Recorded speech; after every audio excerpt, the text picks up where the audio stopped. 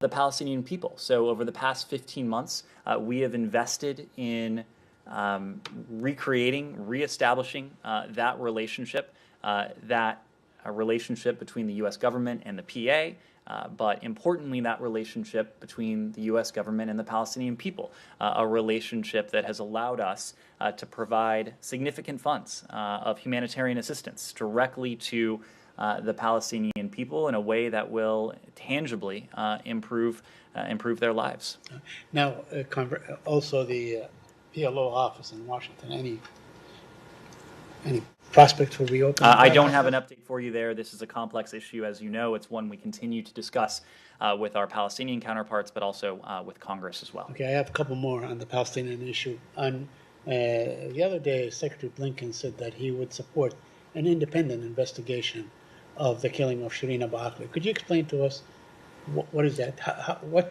What form would that independent investigation take? There's been no change in our approach, and we've been consistent on this since the earliest hours after learning of the tragic and reprehensible death of Shireen Abu Akleh.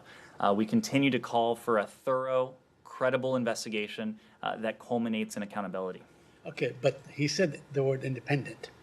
So is that independent as perhaps a third party, not Israel, not the Palestinians, someone else? Our approach remains the same. We continue to call for a thorough, credible investigation that culminates in accountability. There was a thorough report in the Washington Post that was published on Sunday, and basically it shows that it was an Israeli soldier who shot the shot that killed Shireen Abu Akleh. I mean, all the evidence is there, but the Israelis are saying there was no criminal intent, that they closed the book on that. Would that cause you to be outraged if they closed the book on investigating? The Israelis they're saying, or in fact, the chief of staff of the Israeli army, Khafi, he said there will not be any sort of criminal pursuit of whoever did that. If it happened, it may have happened accidentally, or so is the suggestion. Would that be satisfactory to you? Saeed, we want to see an investigation that is thorough, credible, that culminates in accountability, and that does so on a swift basis. We've been in close contact with our Palestinian counterparts as well, to urge authorities to fully cooperate in investigating the circumstances of Shireen Abu Akleh's killing, and that includes to share forensic evidence. We've made clear our view to Israel and the Palestinian Authority that we expect, as I said before, this thorough, transparent, and impartial investigation into the circumstances of her killing, and in a manner that culminates in accountability. Thank you. Okay, thank you very much. I have one more about the trip. Yes. The president's trip. Yes. That is. In this call that was done last night by a White House official, talked about this meeting between India, Israel, the U.S. The I2U2. Yeah. Who the hell comes up with these names? I think that one's. I actually like that one a lot. Really? Yeah. This is like Matt, you know some of our acronyms. They're well, I know that, but many are as good as that one. I2U2, really. Anyway, that's not my question. Okay.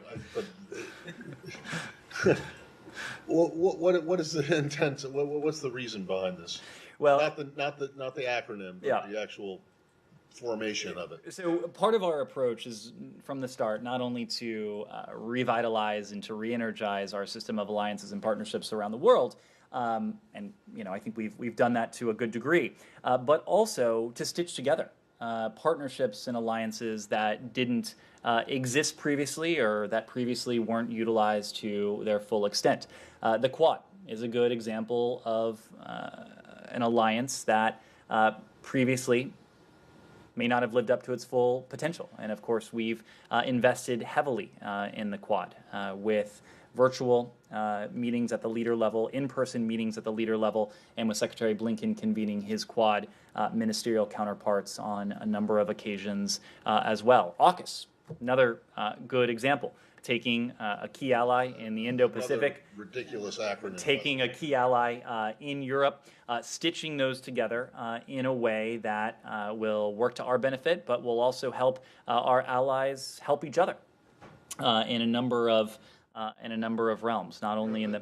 But what specifically, what does India bring to the table in this group? What do the Emirates bring to the table in this group? What does Israel, other than being the host of this? Well, on their own, each of these countries bring to the table a number of interests. Okay, but all right, so if you wanted a second you could have invited Uzbekistan. So why not Uzbekistan instead of the Emirates? I'll make a couple points. Each of these countries are technological hubs.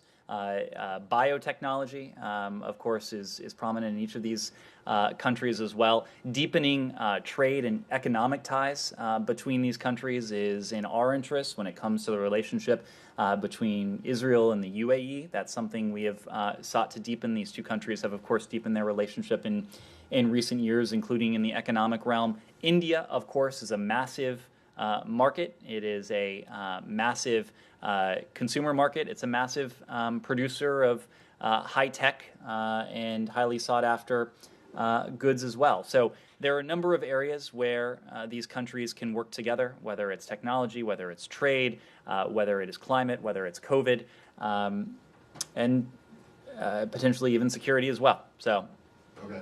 I should just note that the second you could have been Uruguay too, so I don't want to leave anyone out. Well, don't want to rule out any potential future groupings. Thank you. Thank you.